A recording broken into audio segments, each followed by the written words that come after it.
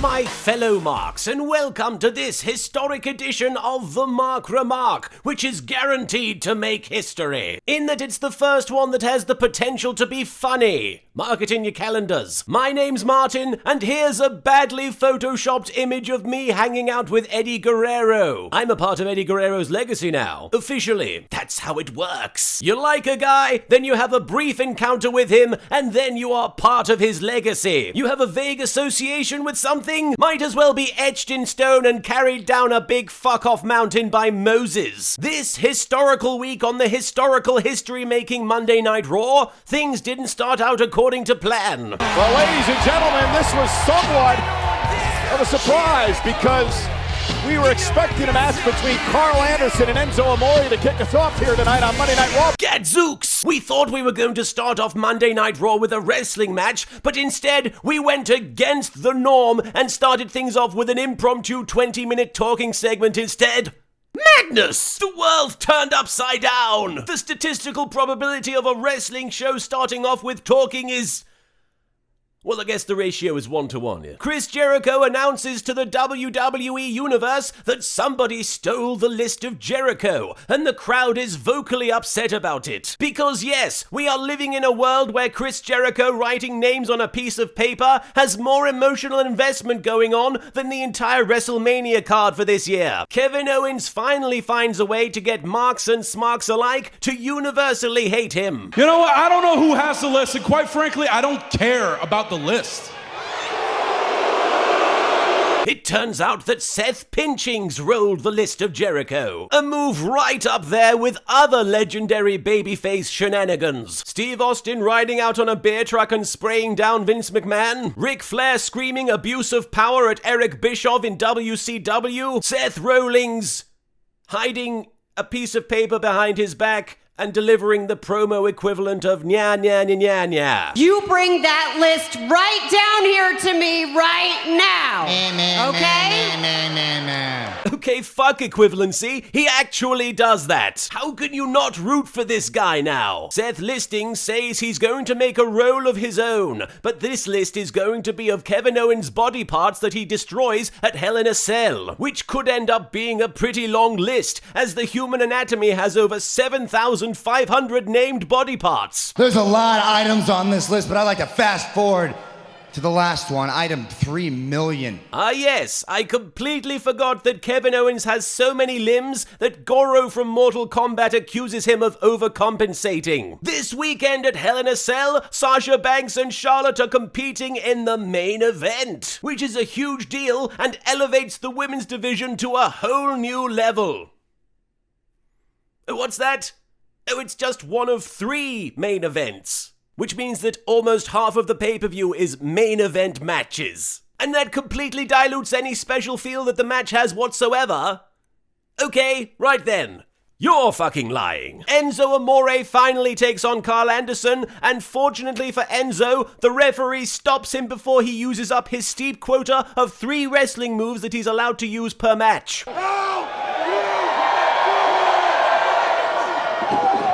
Rusev does a commercial for NyQuil. Sometimes I have trouble sleeping at night.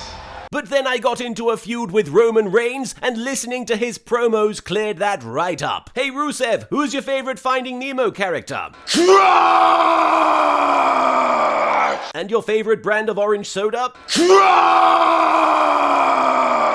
And your favorite band that produced music for the Sonic the Hedgehog games that ends in the number 40? A man of diverse interests. The New Day come out and regurgitate all of Jim Ross's complaints about modern-day wrestling. Slow it down. Slow it down. The WWE really sells the upcoming pay-per-view by giving away one of the half a dozen main events for free on television 6 days before the show. Cesaro and Sheamus went through a grueling best-of-7 series that ended in a tie, hence the reason that General Manager Mick Foley put them together as a team. I see we are stretching the definition of hence to new lengths. It's like saying those Lord of the Rings movies were super successful and good, hence the decision to turn The Hobbit into a trilogy, shoving adding hence into the sentence doesn't mean that logic got involved at any point. The WWE reflects on Bill Goldberg's emotional reunion with the WWE Universe. So thank you for the humble return. Yes, nothing says humble quite like weeks of build-up followed by a single-take backstage entrance followed by standing amidst the pyro while being hailed with a holy shit chant. Almost as humble as that King Midas bloke. To add more fuel to the hype fire that is Brock Lesnar versus Goldberg 2, the WWE uses WWE 2K17 to simulate their original WrestleMania encounter by disconnecting both controllers and letting the game just play itself for 20 tedious minutes. Just in case you were thinking of changing the channel, Dana Brooke challenges Bayley to an arm wrestling match. You know, to reinforce your decision. Sadly, all this elicits boring chants from the crowd. But don't worry, I have it on good authority from the WWE that the Raw Women's Division is on fire lately, and that Sasha Banks and Charlotte's segment later in the night will wake everybody up. But just in case, you might want to set your alarms. Roman Reigns had some comments for his Hell in a Cell opponent. Let's hear from the big dog, Roman Reigns. A couple of weeks ago, I told Rusev that I was going to hell. But I thought all big dogs go to heaven. Roman says that despite Rusev's claims, Roman hasn't made this match personal. You know, despite interrupting his wedding celebration and insulting the man's family and, you know, beating the man within an inch of his life before the match even started in their previous encounter. But yes, like Roman says, not personal at all. And it is extremely personal for both Rusev and Roman Reigns. Or it is, I don't know. The Golden Truth takes on the Shining Stars, and at ringside, Mark Henry and Titus O'Neil get into a bit of a squabble. I want to backfire there. I mean, you can't really blame Titus. I mean, at what point in his career has a light shove ever backfired on him? Huh? Speaking of cringe-inducing spectacles that set everyone's careers back, here's Mick Foley to deliver an emotional roller coaster of a promo. Not one of those fun roller coasters at Six Flags, mind you. One of the shite ones that you wait 2 hours in line for, and there's maybe one good drop, and the guy running the ride has drizzled pork and beans all down his pants, which are made out of human hair. One of those. One of the great things about being a WWE superstar is you never know when a moment will become immortalized. That's rather like saying one of the best things about working retail is never knowing if the management will notice what you're doing and give you credit for it. It hardly seems like a perk. Also, how do Sasha and Charlotte not know that this match is going to be immortalized? You've been telling us for weeks that this match will go down in history. Doesn't that kind of ruin the surprise factor? Am I crazy? Sasha Banks and Charlotte come out to sign the Hell in a Cell contract, and Sasha says that she's been watching all of the old Hell in a Cell matches on the WWE network to get her ready. I sincerely hope she paid special attention to Boss Man vs. Undertaker from WrestleMania, as this match perfectly demonstrates what this booking is doing to this feud. Since the moment the two of you arrived in the WWE Performance Center, you've been breaking through the glass ceiling on your way up the ladder of the WWE. Which is why I, a retired man, am now speaking for you. You have proven that true athleticism, true greatness knows no gender. Which is also why we're making a really big deal about the genders of both competitors. Nothing quite heals the divide between man and woman than shouting, "Look at the women, everybody! There are women here! Look at them! They are so different because of their vaginas!" Sexism solved. Now, there are those traditionalists who will say that a Hell in a Cell match is too barbaric for women to compete in. Yeah! Screw the naysayers that have been trying to hold women back in this industry for decades. Oh, whoops, that was the WWE doing that, wasn't it? Well, don't worry, the WWE is about to prove the WWE wrong. That'll show us. But this is a new era in WWE where women can accomplish anything. They couldn't do that before. They were physically incapable of doing it until the WWE said that they could. Good job, Uz. Earth to Mick, I know you're missing an ear, but I said hand me the contract! I'll give you the contract when you agree that women can do anything, but until then you can't have it. I hear you, Charlotte. But now it's time that you, both of you, hear me. Because I haven't done nearly enough screaming in this segment. A segment about women, by the way. Now listen to me, the only man in the ring. With all due respect, Sasha, you have no idea what's in store for you! And neither do we, because you've spent the last 4 weeks talking about how historic this match will be, rather than delivering any kind of build-up whatsoever. Mick Foley describes Dixie Carter. It's a living, breathing entity, but it's got no soul, they've got no heart, and no conscience. And Sasha does her own TNA reference. Broke it. If you But listen to Mia. Ooh. Okay. Yeah. Right. You think this segment is a bit shit? And you're not sure why Sasha keeps name-dropping you? Yeah, your guess is as good as mine. Charlotte can't even count. I can't even count! 1, twice! Yep, checks out. Mick Foley continues to deliver his impassioned speech. And by impassioned, I mean in the style of a homeless man living under a bridge yelling at trains. Look at me! Look at me and understand the future you might be looking at, because it's me! I don't know if I'd be quite so attracted to Sasha if she were an overweight man with a giant fluffy beard. Nah, I'm just kidding. I'd totally be into it. You see the way I walk, and you know why I walk that way? Because she taught me to walk this way, talk this way, walk this way, talk this way. Charlotte, since you were a little girl, met you in 1991, in a little playhouse. The playhouse was a barbaric structure. It had no heart, no soul, no conscience. And then the bullshit reaches critical mass. Sasha, my children took a photo that Eddie Guerrero had signed to them and gave it to you because they knew how much it would mean to you. And now that photo has a place in your home.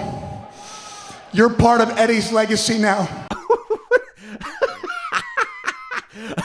I've got to tell you, this is the wackiest episode of Holy Foley I've seen yet. Such crazy shenanigans. Cracking good comedy. Mick Foley continues screaming at a couple of women while the crowd starts chanting boring. The same crowd that earlier in the night popped for a piece of fucking paper, I have to stress that, a piece of paper, and chanted along with Enzo Amore when he didn't even have a working mic. But I'm sure they were just mindless sexists that had no real interest in the product. That's the only explanation. But at least they didn't overstress the fact that these women were going to make history. It is official.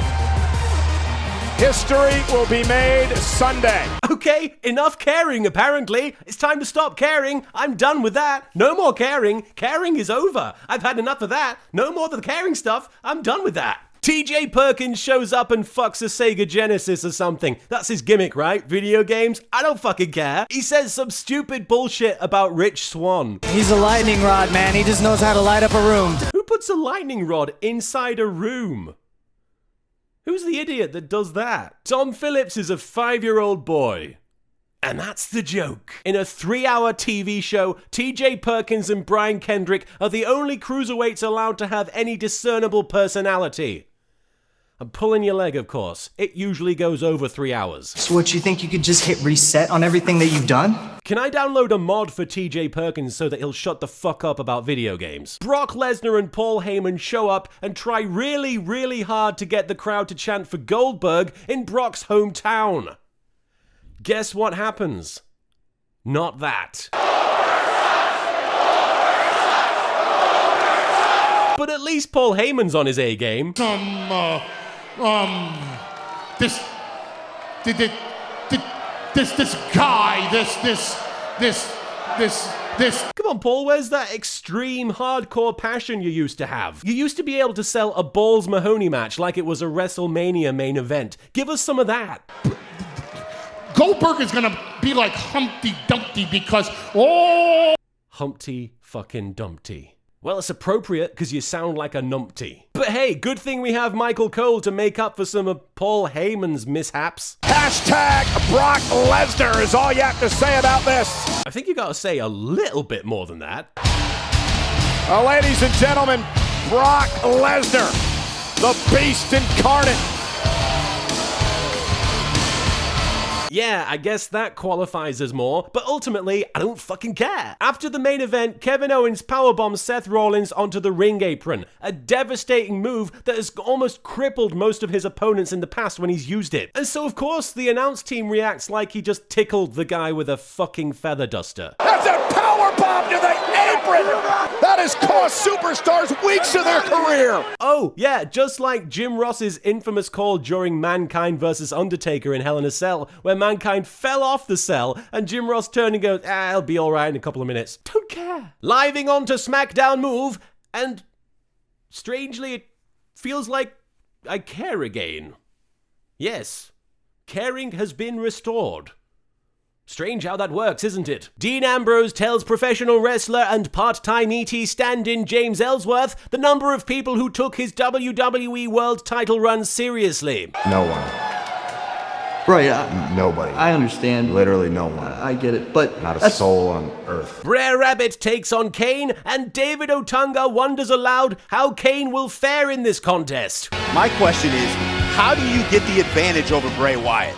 Yes, how do you gain the advantage over a man you just beat at SmackDown Live's last pay-per-view? Or for that matter, how do you gain an advantage over a man who has lost literally every feud he's been in the last 3 years? It's truly a mind-boggler, that one. Luke Harper appears out of nowhere to help Bray gain even more of a disadvantage. Where the hell did Luke Harper come from?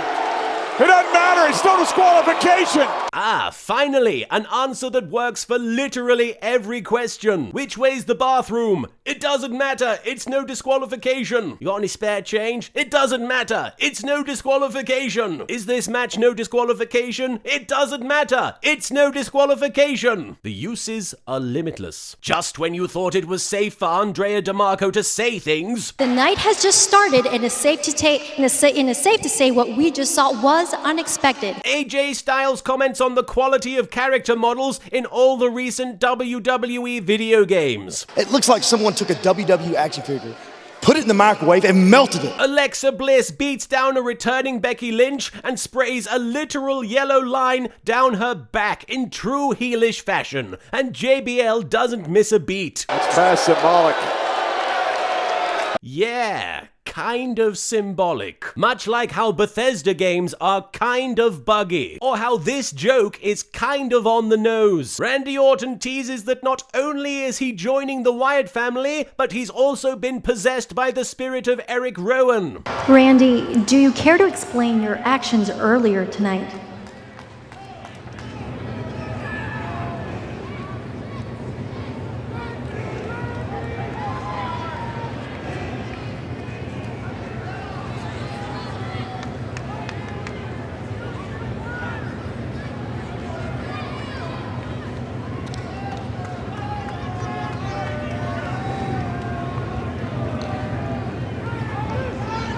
If you can't beat Jesus!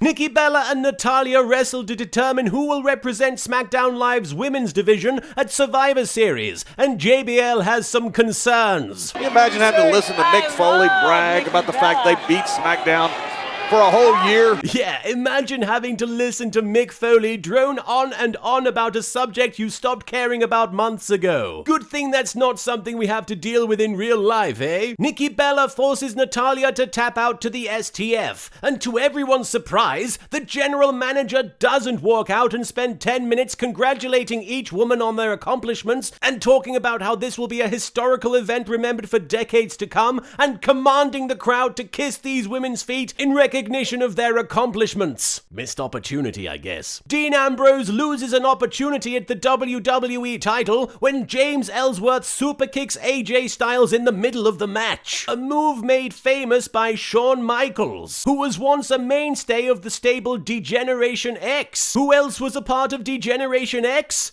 China, a woman who had a kayfabe relationship with Eddie Guerrero, which means that James Ellsworth is now a part of Eddie's legacy. I got it, bingo, I got it, I made it work. How are you a part of Eddie Guerrero's legacy? Tell me in the comments, and I'll continue to not fucking care. Till next time, chaps, toodle pip.